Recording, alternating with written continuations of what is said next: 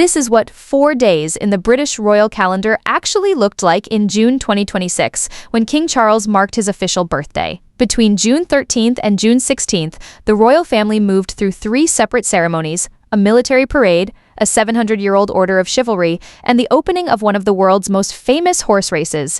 And each one revealed something different about how this institution presents itself today. Let's start with the day most people associate with a royal birthday: Trooping the Colour. Trooping the Colour. King Charles was born on November 14th, 1948, but like every monarch before him, his birthday gets celebrated twice, once privately in November and once publicly in June, when the weather in Britain is actually reliable enough for an outdoor parade. This year, that public celebration landed on Saturday, June 13th, 2026. It was the 4th time Charles has stood at the center of this ceremony as king, following his first in 2023, then 2024, then 2025. The ceremony itself goes back further than most people realize. Its roots are traced to the reign of King Charles II in the 1600s, but it didn't become the formal marker of a sovereign's official birthday until the 1740s, under King George II, whose actual birthday fell in the cold, dark end of the year, and who decided his troops deserved better weather to parade in. For 2 centuries, it was held on the 2nd Thursday of June. Then, in 1958, under Queen Elizabeth II, it shifted to the 2nd Saturday, which is where it remains. On the day itself, the unit responsible for Trooping the Colour was the King's Company of the 1st Battalion Grenadier Guards. According to the Army's own figures, more than 1,350 soldiers from the Household Division and the King's Troop Royal Horse Artillery took part, including over 300 musicians from the massed bands, with an additional 250 service personnel lining the route along the Mall. Other outlets reported even higher totals, with some citing 1,600 soldiers and more than 200 horses, the kind of small discrepancy that's normal year to year, depending on what's being counted. The parade started at Horse Guards Parade at around 10:20 to 10:30 in the morning and wrapped up by about 12:25 in the afternoon. As part of the ceremony, the king received a royal salute along with a 41-gun salute fired by the king's Troop Royal Horse Artillery before inspecting the assembled troops. Charles and Queen Camilla traveled by carriage rather than on horseback, a choice he's made consistently since his cancer diagnosis became public, and one that's been reported as part of his ongoing treatment. Then came the moment most TV cameras were waiting for: the flypast. At 1 o'clock, the Royal Air Force flew over Buckingham Palace, with 4 fighter jets trailing red, blue, and white vapor across the sky, timed for the royal family's appearance on the palace balcony. And that balcony lineup is where this year's ceremony quietly made a statement. Reporting described 2026's balcony appearance as more limited, more intimate than in some previous years. A continuation of the approach Queen Elizabeth introduced back in 2022, when she decided the balcony should be reserved mainly for working royals and their immediate children. Compare that to 2025, when the balcony included not just Charles, Camilla, William, and Kate, but also Prince George, Princess Charlotte, Prince Louis, Princess Anne, the Duke and Duchess of Edinburgh, the Duke and Duchess of Gloucester, and the Duke of Kent. The guest list for that balcony has become its own kind of message. 2 absences in particular continue to define how these events get covered. Prince Harry and Meghan Markle, the Duke and Duchess of Sussex, were not at the parade and were not on the balcony. They stepped back from royal duties in 2020 and now live in California.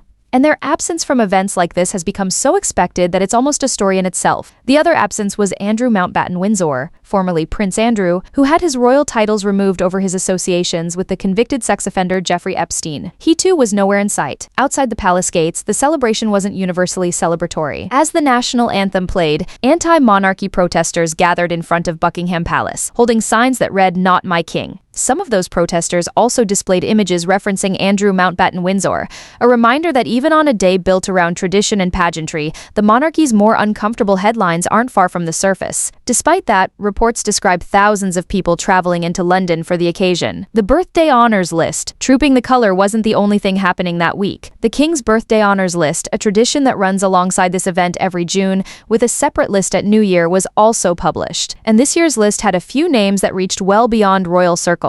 The most striking was Dame Helen Mirren, who was named a Companion of Honor for services to drama. That's not a small thing. The Companion of Honor is limited to just 65 people at any given time, putting Mirren alongside names like Sir Paul McCartney, Sir Elton John, and J.K. Rowling. It's also worth noting that Mirren won an Academy Award for playing Queen Elizabeth II in the 2006 film The Queen, which means she's now been honored by the real-life institution she once portrayed on screen. Rugby league figure Kevin Sinfield received a knighthood.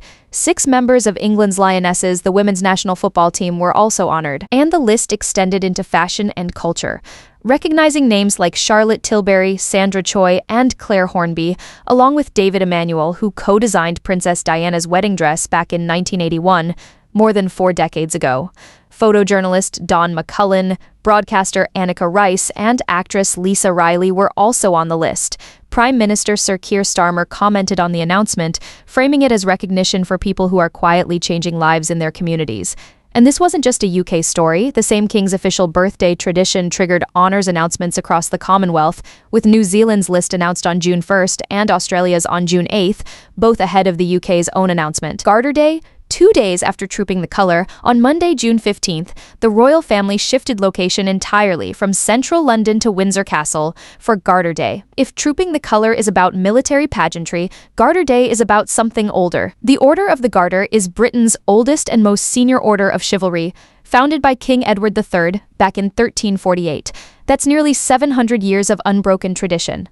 The day starts privately, with the king hosting a lunch for the order's companions in the Waterloo Chamber at Windsor Castle. Then comes the part most people actually see: up to 24 knights companion, plus the royal knights process on foot from the castle to St. George's Chapel for a Thanksgiving service. They're dressed in blue velvet robes, red velvet hoods worn over one shoulder, and black velvet hats topped with white ostrich feathers.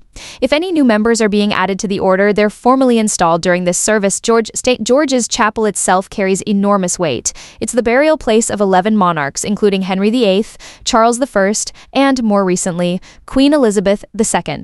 The royals who take part tend to be those who already hold membership in the order, figures like Prince William, Princess Anne, and Prince Edward. The order isn't limited to British royalty either. It includes what are sometimes called stranger knights and ladies, foreign monarchs who've been inducted, including King Felipe of Spain and King Willem-Alexander of the Netherlands. After the chapel service, there's an open carriage procession back up to the castle, with the service itself relayed by loudspeaker to the crowds gathered outside Royal Ascot. And then the very next day, Tuesday, June 16th, the royal calendar moved straight into Royal Ascot. This wasn't part of the king's birthday ceremonies in the same formal sense as trooping the colour or Garter Day, but it's worth including here because of how tightly packed this stretch of the royal calendar is. Royal Ascot 2026 ran for 5 days, from June 16th through the 20th, at Ascot Racecourse in Berkshire, 35 races in total, 8 of them at the highest Group 1 level. This marked the 4th Royal Ascot of Charles's reign.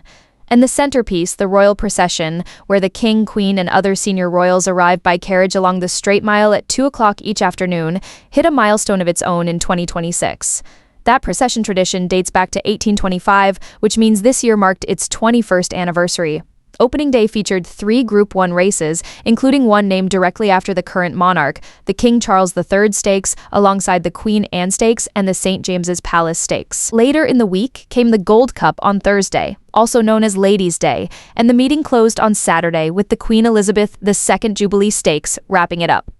So that's the shape of 4 days in June 2026, a military parade with a 700-year-old gun salute tradition, a chivalric order older than most countries currently in existence, and a horse race that's been running for over 2 centuries, all stitched together around one man's official birthday.